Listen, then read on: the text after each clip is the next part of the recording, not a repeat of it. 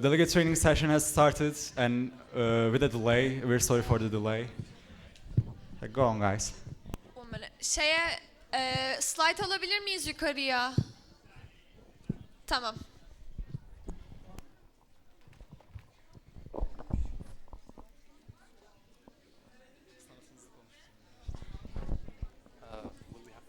Yeah, he's gonna put it up now.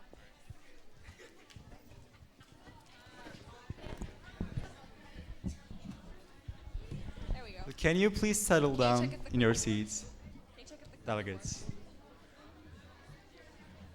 Okay, perfect. Will there be new arrivals? You know anything about your friends? Okay. Bu kadar mı? Daha gelecek? The room looks pretty full, but I'm sure that a couple people more will come. So could you guys? Oh no, okay, you're from us. I think we'll start now slowly because we don't have that much time. Yeah, we'll start. Okay, so hi, my name is Isabella Yazıcı. For those who were here last year, I was the Secretary General, so maybe you remember me. Yes. And the year before that, I was the chair, so if I have any old delegates, hello. I'm 17, I'm going to be 18 at the end of this month. And I'm currently a senior, and I study here at MEV College in Izmir. And I want to go on to study political science and neuroscience. So this is basically me. So, hi, my name is Nabil Faris, and I'm serving as the Secretary General from the Lebanese American University. And as for my education, I achieved her dream, and I graduated recently with a degree in political science and international affairs. And I'm very happy to be here, and I hope you have a good session. And feel free to ask questions, because we're going to go through them very quickly, but they will be re-explained by your dais members throughout the conferences, okay? So we're basically going to go quickly through all of the vocabulary that you need to know. If you have any questions, so for instance, can we have the slide? Where's the slide gone? Slide'ı tekrar açabilir miyiz? Tamam. So after we explain one vocabulary, if you don't understand it, please feel free to ask again. But as he said, the chairs will re-explain it in the committee. So you can start now. All right, so the rules of procedure is basically the language that you will be speaking throughout the conference. And the first vocab that you need to learn within this language is the roll call. So what do you do when you first get to class in the morning? If you're at school, what do you do? Show of hands. Show of hands. How do you make sure that everyone's here? What do you do? Yes?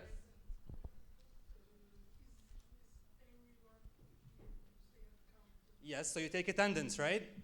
This is the MUN version of taking attendance to make sure that everyone here.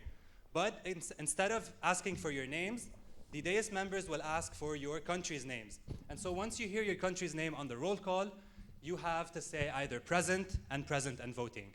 If you say present, you get to vote yes, no, or abstain at the end of the conference when you're voting on the draft resolutions. However, if you say present and voting, you cannot abstain and you can only vote yes or no. Do you understand the difference? Present and voting, yes or no. Present, yes, no, or abstain. Abstain means you're neutral and you don't have a position on this. Okay, so it's neither yes nor no. Okay, Clear? sorry. Yeah. I saw someone who shook their head, said that they didn't understand it.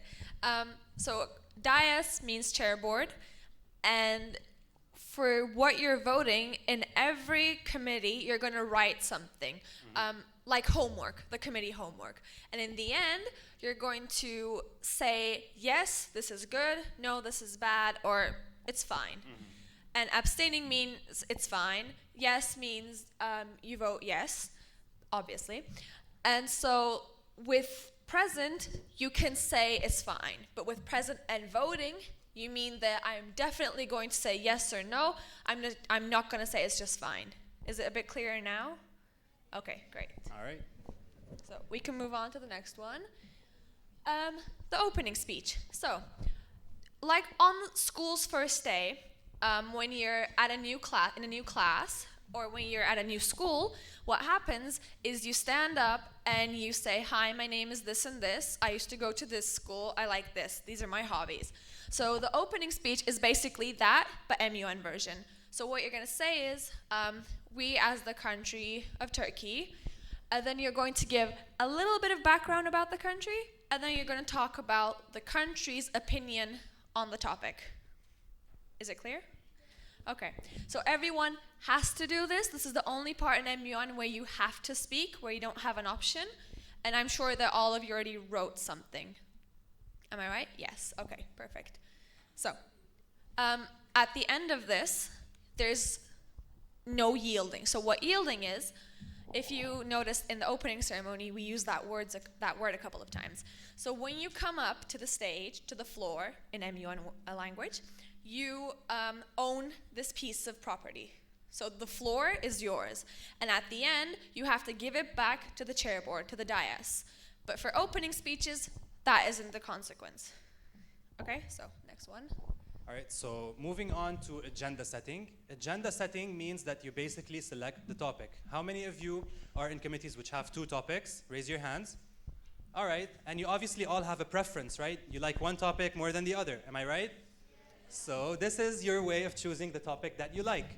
So what you basically do is that you raise your placard, and if your chairperson selects you to speak, you say this following sentence: motion to set the agenda as, and you say the name of the topic you want.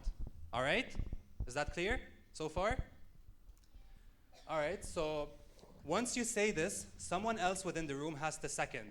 So it's not enough for you to just say the topic you want. Someone else has to want that topic as well.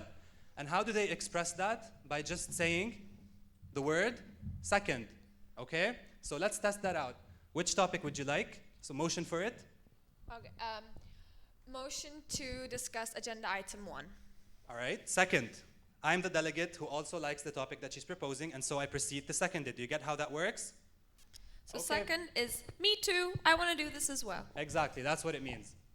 And so if there are no objections, so if no one says no to this topic, no one objects to this topic being selected, then it will be set as your topic for the rest of the conference. Clear? Yes? You say objection, okay? So if a majority objects, if a majority of people or delegates within the room choose not to vote for this topic, then there will be another motion needed for either the first topic or the second in order to determine which one we're going to proceed with, okay? So if it fails, if the topic that you want does not pass, we repeat the whole process again. Is that clear? But Clear? my No questions? advice would be, don't object it because you're going to talk about both of them in the end. So it takes up your time that you have in the committee to go through this whole procedure, and it can get complicated. So I just go with whichever one was proposed first, because you're going to have to talk about it anyway. Yes?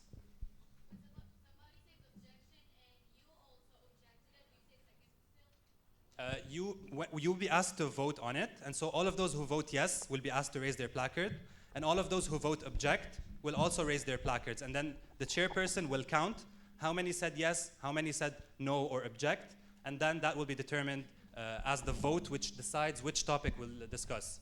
Let's do a little demonstration. I understand what you're saying. So after the motion is given, so after it's said that we want to discuss the agenda item number 1, the chairboard will ask, are there any seconds? And then people will say second, and then they will ask, are there any objections? And if there is an objection, then you will go on to yes, no part. So you don't second an objection. Yeah? Okay. We can move on. Okay, so in MUN language, there are 2 things that you have to know: a point and a motion. A motion is something that you do in the committee. So it's what you're going to talk about, what you're going to do. But a point is basically a way of asking a question. So, for instance, a point of order. So if you are a very experienced delegate, or you are highly good with procedure and you are sure that you know it, and the chairperson makes a mistake, which is normal, we're all human, we can all make mistakes, then you can raise a point of order to say, point of order, you have mistaken this. That's basically this, but it's not used that much, but you can use it if you'd like to. So let's say, just to give an example of a point of order, let's say the chairperson is taking the roll call, so they're taking attendance, and they accidentally skip the name of your country.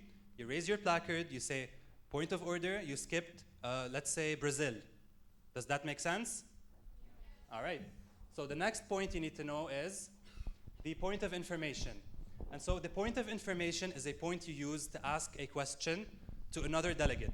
All right, is that clear? So when can you ask a question to another delegate? It's after that delegate has finished speaking and yielded their time to questions. All right? So if a delegate finishes speaking and they have some time left, they can choose to use that time in order to take questions from you guys. At this point, you will be able to raise your placard, say point of information, and address a question to the delegate who just spoke. Is that clear? So bear in mind that these are not personal questions, but questions related to their country's position and to the content that they just spoke. Yes, questions?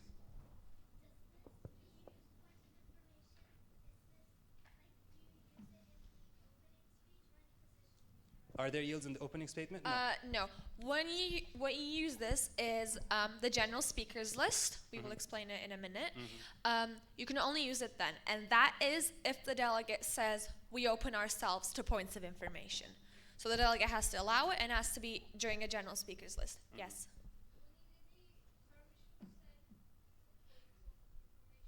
Yes, you need to be recognized by the chairperson.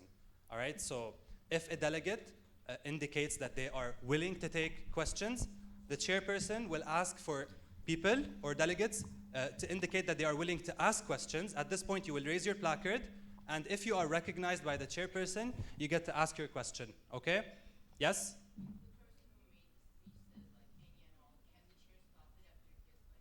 Can you repeat that? Yes, yes, they absolutely do. Any further? Seeing none. Yeah. Yes. No, it's different. We'll explain that one in a bit. Now, actually, so a point of inquiry is basically the same, but instead of asking it to a delegate, you ask it to the dais, the chair board. So, for instance, let's say you got lost. They were giving all these motions, and then you don't remember one of them. So you can ask point of inquiry, and you can say what was the motion raised by the delegate of Azerbaijan, for instance. Or if you don't know something, you can basically ask the chair board using this phrase. Any questions? Seeing none. So the next point is a point of personal privilege. This is a point that you use whenever you're feeling any form of personal discomfort. So if you're uncomfortable, you either need to go to the bathroom, your head hurts, you think the air conditioning in the room is too hot, you think the air conditioning is too cold, any form of personal discomfort that you may experience, you raise a point of personal privilege, and if you need to, you can ask to be excused. So if you need to go to the bathroom, all you have to do is say, point of personal privilege, may I be excused, okay? And then if you get, yes, it's an interrupting point, so you can use it whenever you want. Okay, but try not to interrupt people when they're speaking, just to be a bit respectful, okay? And so, once again, what would you say if you needed to go to the bathroom, let's say? Point of personal privilege, may I be excused, all right? If you get the approval of the chairperson, then you can go ahead, all right? Good? Yes? You will. You will. Don't worry. Okay, so point of personal privilege, another important thing is it's the only point that can intervene a speech. So let's say, for instance, I'm speaking right now, and I'm speaking very slow, and you're not understanding So what what I'm I say saying. is point of personal privilege. Can the delegate speak more clearly? You see, I interrupted her while she's speaking because I can use the point of personal privilege as an interrupting point, right? And then you can also say it, as he said, if the room is too hot, cold, if it's dry or whatever. It's Anything that makes you physically uncomfortable, okay? And also another thing that I want to say quickly about the inquiry, which you can ask to the chairs, is there's also point of parliamentary inquiry, which is basically when you ask about the procedure. You don't know how voting works. You don't know how the general speakers list works. You can say point of parliamentary inquiry. So, okay, so now we have a fun little activity. We're going to read out the sentences, and you're going to tell us which of the points you think it is. All right. Okay. So, a delegate is feeling sick to his or her stomach and feels like they might vomit in the committee. Show of hands. You want to select someone? Yes, sure. You. Very Perfect. good. So, second scenario, a delegate is speaking, or a delegate's, speaking time has elapsed. However, the chair has not yet tapped the gavel and called the speaker to order. Do you guys know what elapsed means? You in the back. So their time is done, but the chairperson has not stopped them. What do? You in the back? Yes, very good. Perfect. A delegate doesn't understand the meaning of a motion another delegate raises. Anyone? Yes. Perfect. So 4, a delegate cannot hear a speech that is given by another delegate. Yes, very good. And then a delegate feels too hot to continue participating in the debate. Yes. Perfect. Is there anyone who doesn't understand some of them? No. Great. Okay. 6, 2 delegates are speaking loudly behind you, so they're being very noisy, and it's making it impossible for you to hear what's happening in the committee. What do? Yes? All right. A delegate gives a speech during a moderated caucus that is off topic. Yes. In the back, yeah. You with the bow tie. No? Okay. Okay, someone else? Okay, you up front? Yes. Okay. 8, many delegates are using the word sovereignty in their speeches, and one delegate doesn't know what the word means. Yeah. Nice. A delegate speaks out of turn and the chair does not call them to order. Yes. Perfect.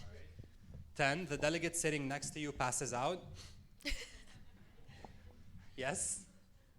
Yes, you in the center? Yeah. All right, so just a piece of advice. If this ever happens within your committee, don't worry about protocol. Just say, Yeah. someone passed out, okay? Yeah. Report it immediately.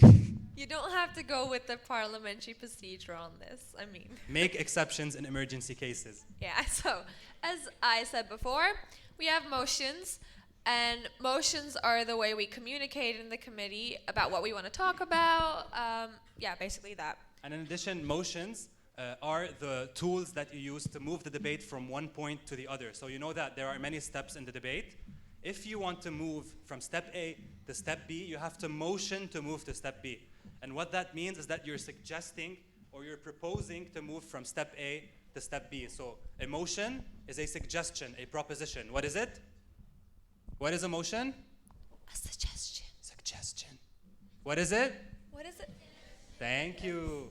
They're such good listeners. So we will start with the moderated caucus. So we have two ways that the committee will proceed. We have moderated and unmoderated.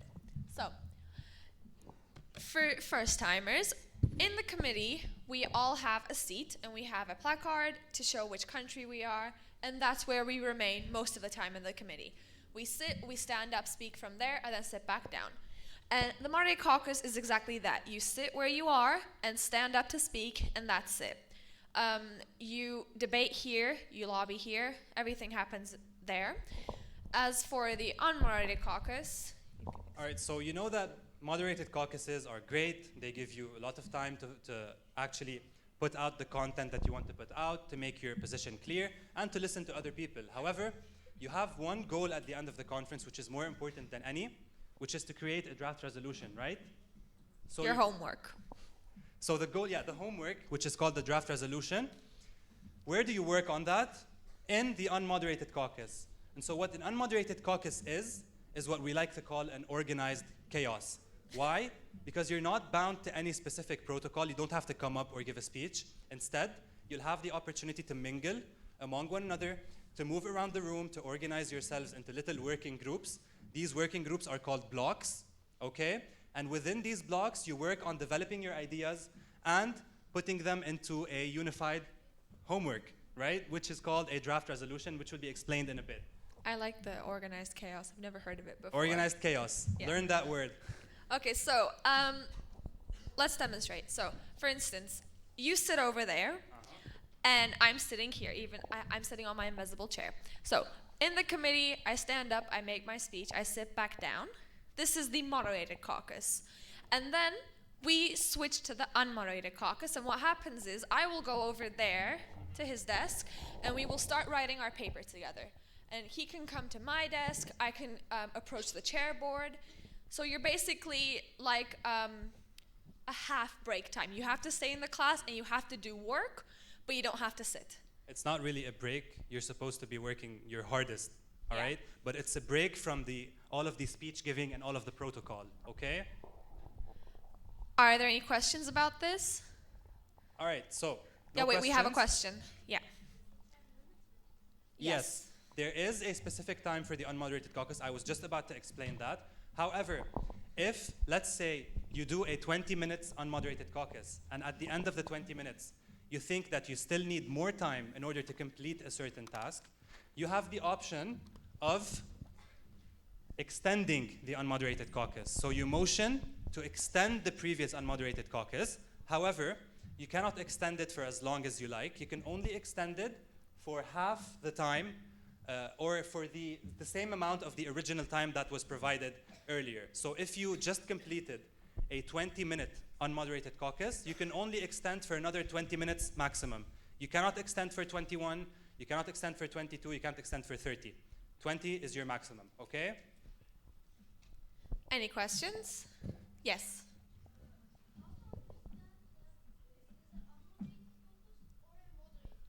Okay, so what will happen is, do you remember the floor? I talked about it a little bit. The floor will be open, which means it is now time to give a motion or a point. So how do you know when the floor is open? It's when the chairperson says, are there any points or motions on the floor? Learn this sentence. Are there any points or motions on the floor? Or they could also say, the floor is now open for points and motions, all right? So. Yeah, so for instance, I have a motion. I raise my placard and the chair selects me.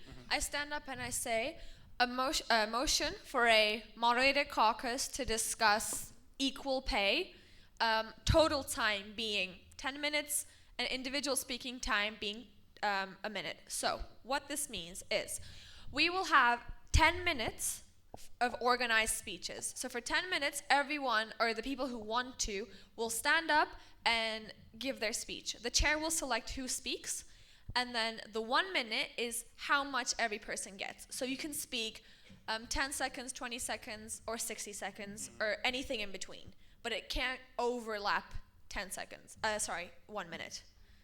Is it understood? Questions? Yes?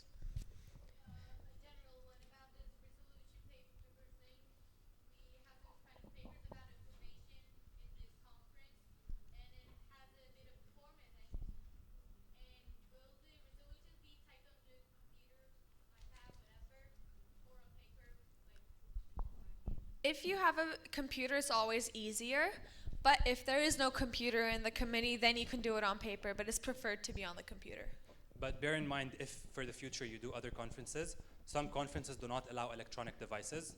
So you won't, for this one, you can use your computer, but in other conferences, some of them don't allow it. Okay, just for your personal information. Any further about anything we've done until now? Okay, we will move on then. You have it, don't you? It's your turn, I think. Okay, so the general speakers list, I said the word a couple of times. So we have the moderated caucus where we stand up and we speak about a certain topic. We have the opening speech where we introduce our country and our country's opinion on the topic. And then a third type of speech is the general speakers list. So what will happen is, you know how you normally sit in your desk? What will happen is you will get up and go to the stage, the floor, to the front of the classroom, and you will give your speech there.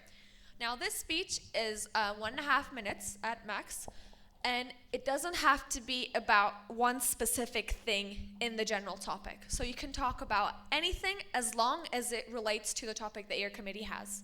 Is that clear? Clear? You didn't understand it. All right, Okay, so go ahead. You know how you normally sit in your desk and you speak there? For this, you come to the front of the board, in front of everyone. So you're facing the committee like I am facing you. And you have a minute and a half to talk.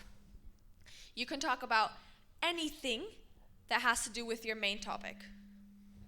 Okay, so let's say equal pay is our topic, okay? And in the committee, we talked about equal pay among races, among genders and everything. You can come up and just talk about equal pay among anything, or as general. It doesn't have to be like small specific things. All right, so in order to understand the general speakers list better, I want you to imagine that the entire conference is a trip, all right? It's a road trip. And on this road trip, the general speakers list is your main highway, okay? And it's also your best friend. Why? Because as Isabella already said, you can say anything you want in it. So it's very flexible in terms of content. You're not limited by a certain subtopic. And so you can use this time to do whatever you want, and that includes speaking about stuff that no one has mentioned before, but you can also use it as a way to encourage other people as well to speak about a certain issue. So once again, we're speaking about equal pay, and you feel like the committee has spent too much time discussing equal pay among genders and not enough time discussing equal pay among races. What you can do is that you can come up and say, so far we've spoken about this, this, and that. However, I feel like it's very important, or the country, of Turkey feels like it's very important to discuss this, this, and that as well. So you can use it as a chance to reorganize the debate. Is that clear? Okay. Are there any questions now? And you can also, if you didn't have enough time on one motion, or you weren't selected and you like prepared a speech in your head or on paper, you can give it here. All right, so yields. So these only happen where, as Isabella already said, in the general speakers list. So let's say the time of the general speakers list is set to 1 minute. This means that you have 1 minute to speak, right? But let's say you come up and you only speak for 40 seconds. That leaves you with 20 seconds of time that you haven't used, all right? So at this point, you will have 3 options. You have 3 ways of using this time, and you get to decide between these 3. Clear so far? Okay, so yielding is deciding how you're gonna use your remaining time. The first type of yield is a yield to the chair. What yielding to the chair means is that the time that you haven't used, your unused time, just basically disappears. It goes away, okay? Nothing is done with it. Second, you can yield to a fellow delegate. What this means is that, let's say you finished your speech and you have 30 seconds left, and instead of using these 30 seconds for yourself, you want to give them to someone else so they can use them, all right? So you yield to a fellow delegate, you name that delegate. So for instance, you can say, I yield my time to the delegate of Bolivia. At this point, the delegate of Bolivia comes up and they speak for 30 seconds, all right? However, they also have the option to refuse the yield. So the chairperson will ask them if they accept the yielded time or if they don't. If they do accept it, they come up and speak for 30 seconds. If they don't accept it, then the time goes away. Clear? Yes, questions so far?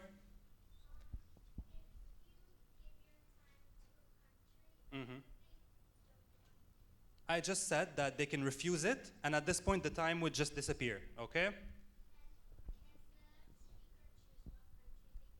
Yes, they have to.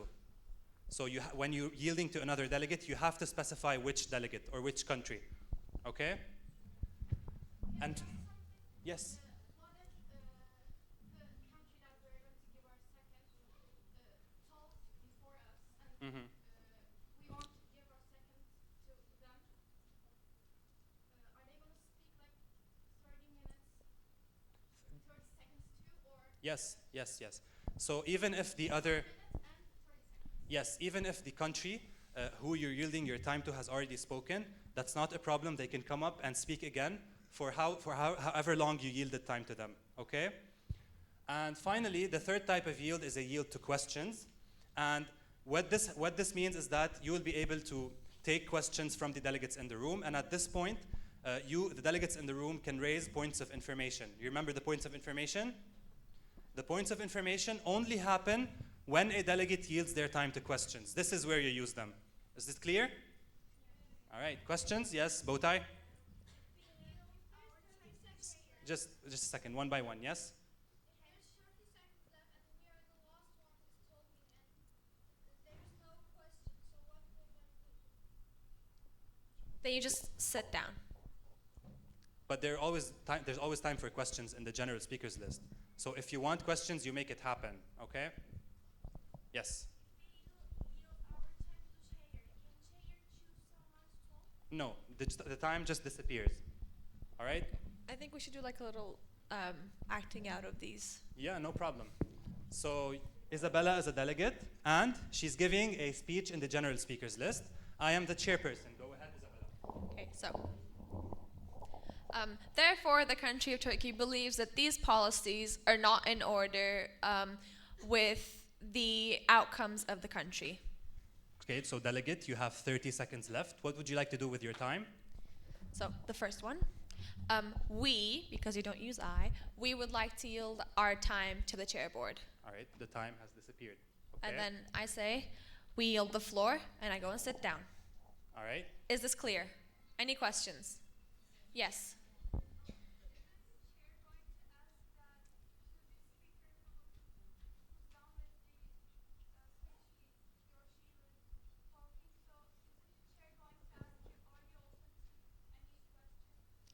It depends. They can or they can't. It depends on the chair. Mm-hmm.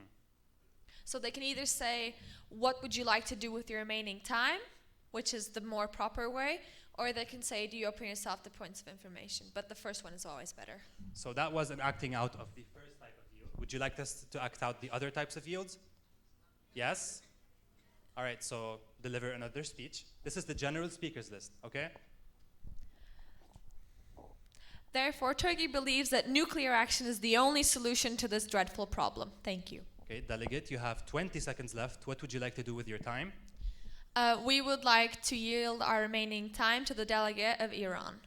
All right, and at this point, the delegate of Iran will come up, or they will be asked at first, they will be asked if they accept the yielded time or if they refuse it. If they refuse it, it disappears. If they accept it, they have to come up and speak. Clear? So who wants to play the delegate of Iran in this case? You'll be the delegate of Iran, right? So once she yields her time to you, I will ask you, do you accept the yielded time? All right, so she refuses the yielded time, that time disappears. Clear? Okay. And then I just sit down. Okay. There's still one more. Yes. Do you want to act it out as well? Do you guys want to see the last one, or do you understand it? You do? Yes. Do you need to see it? Raise your hand if you want to see it. Okay, we're going to do it. All right, so Another one of my innovative speeches. so what did you have for lunch today? Tell us about that in a speech. I haven't had lunch yet. I'm starving. All right, so you have Thank 15 you. seconds left. What would you like to do with your time? We would like to open ourselves to points of information. All those wishing to raise questions to the delegate, raise your placards. Show me how you do it. Raise your placards. So, yes, delegate of France. Yes?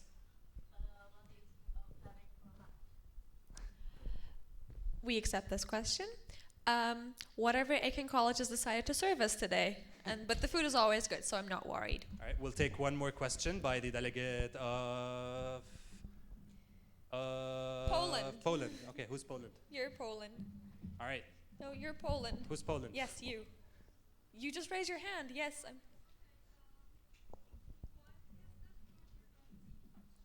I have no idea. It's all surprises. But I'm looking forward to it. All right, Okay. is that clear for all of these? We have one last. Yes. Yes, you can refuse them. Mhm. And if they're improper or out of topic, then the chair board can overrule the question. Now we get to the homework, the resolution part, the document part.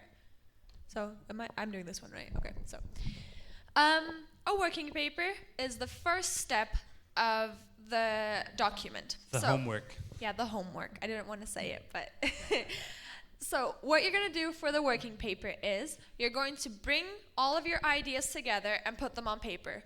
So do you remember in the moderated caucuses, everyone got up and talked about their opinions and the solutions and everything? So what you're going to do is you're going to take those solutions and put them into this paper. Now, I don't know how many of you have seen a resolution before, but there's a specific format to it. We're not going to get into it here, but your chairs are going to explain it so you know what to do.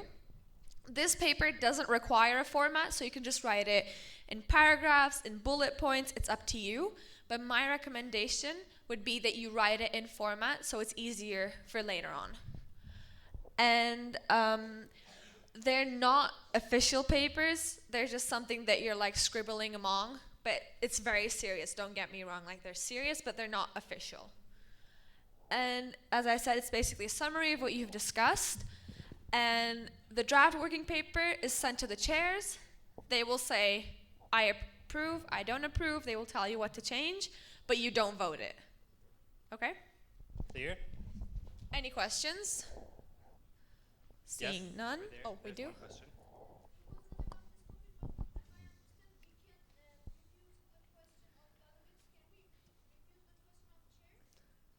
The chair won't ask you a question.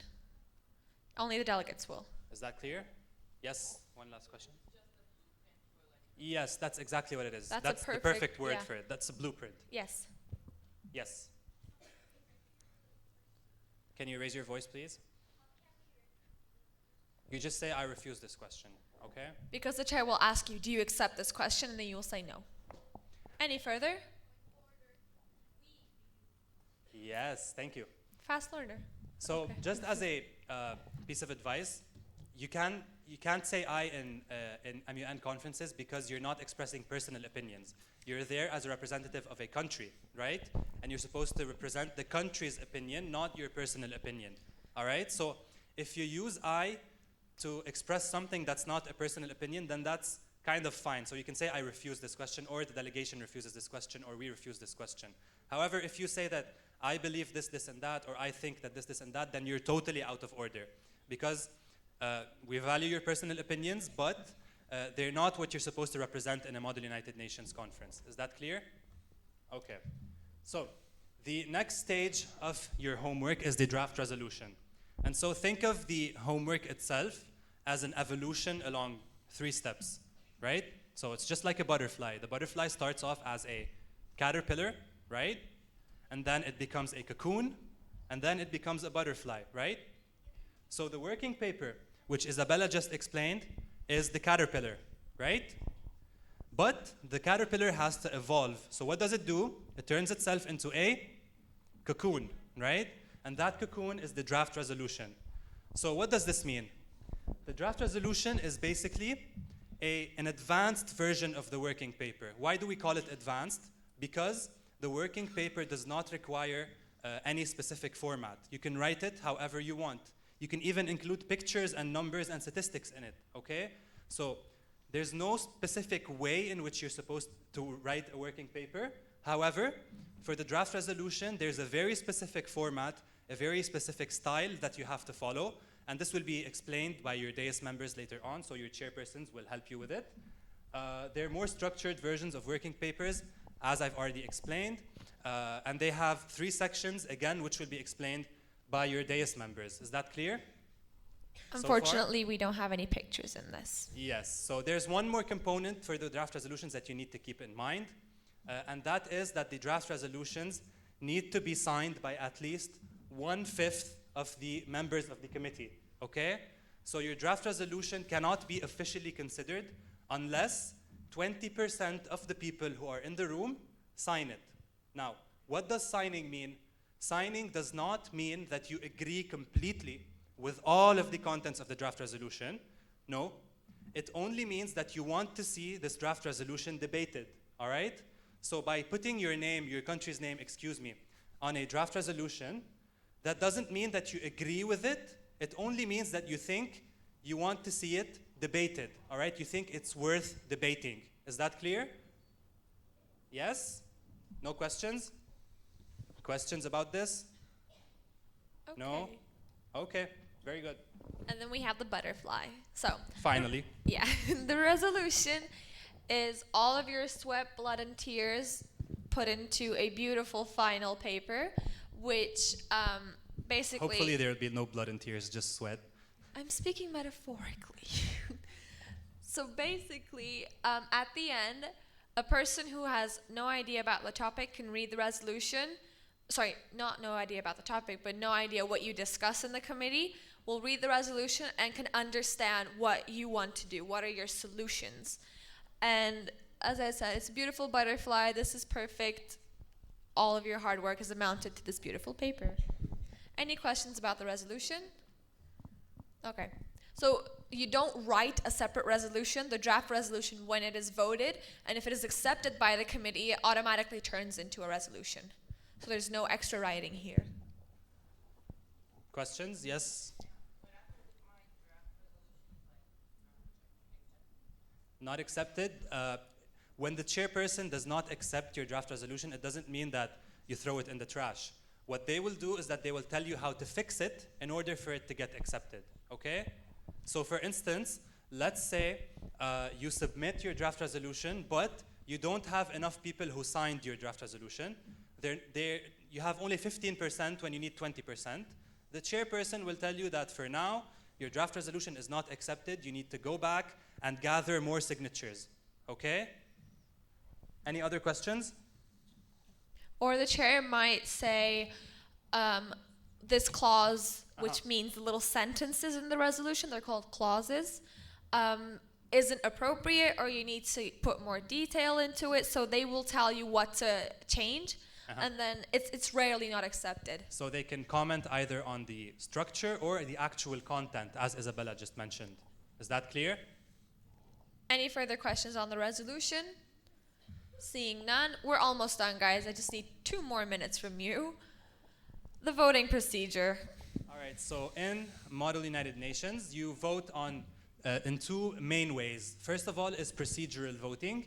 What procedural voting basically means is that you're voting on motions, okay? Because motions are part of the natural procedure and evolution of the conference. Why? Because they get you from point A to point Z, right? So, voting on motions is called procedural voting. So let's say one of the delegates motioned for a moderated caucus, and then the chairperson called for a vote on this motion. This vote is called a procedural vote. Is that clear? Yes? All right. Yes. Yes. Okay, so substantive voting is only on resolutions. So basically, at the end of the day, after you're done with your draft resolution, there are 4 or 5 different types of ways to vote it. We're not going to explain it here. The chairs will explain it in the committee, so it's easier to remember right before it happens. But basically, that's called substantive voting. And that's it. So, is there anyone with any general questions? It doesn't have to be about procedure. It can be about MUN. Yes. Okay, so in MUN, you have about 2 or 3 different types of procedure. So here we're using the UNA USA / Harvard. It's a bit of a mix. And the other one is Thyman, which is usually Europe mainly. You have position papers for that you send in before the conference, but our conference doesn't have that. Any further? So there are no position papers in this conference, okay? But you can use your position paper, you can churn it into a speech a little bit if you want to. Yes.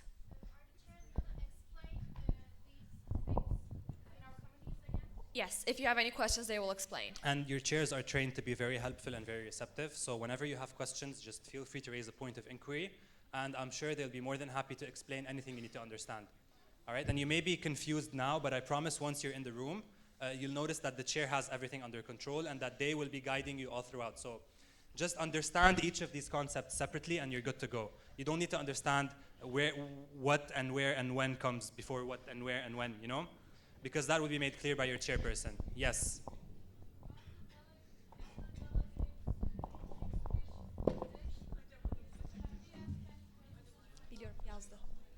No, you can't raise points of information in the opening speech. You can only raise points of information in the general speech, okay? Yes? Yes, absolutely, you can. But if it's too long, try to minimize it to 1 minute or 1.5 minutes, all right? So the opening speech is either 1 minute or a minute and a half at tops, okay? No, because it's only So- one country. You need the opinion of all countries. We have to, Yeah. we have to be a But- bit quicker. But Yeah. if your position paper has interesting recommendations in it, you can take those and develop them further, put them in more detail within your draft resolution. Then yes, that's not a problem.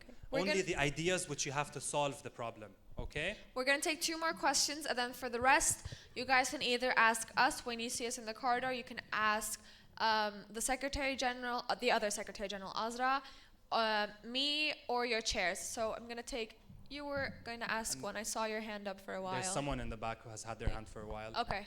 There. Yes. Yeah.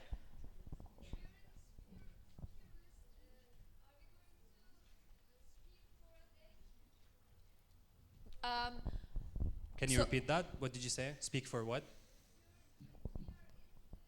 Speakers list.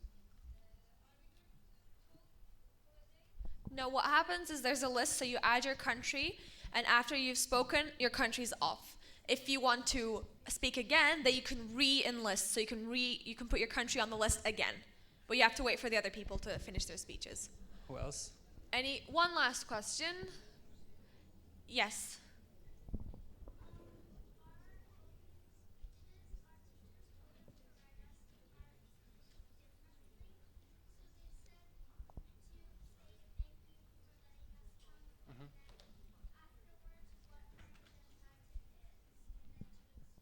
That also works. That works, yes. Okay. And it's always nice to be cordial and to thank Yeah. other delegates and to show that you're diplomatic and you're willing to cooperate. So saying thank you for anything really, for being there, for working with another delegate, for being recognized, is always a good move because you want to seem diplomatic and nice, okay? Okay, so normally we were going to have a coffee break, but everyone has to go to their committees now. So please don't go get lost anywhere else. So, yeah, okay. So we're going to the session now. Everyone to their committees. Have fun. As I said, if you have any questions, we're all here for you. Good luck, everyone. Hope you have a good time.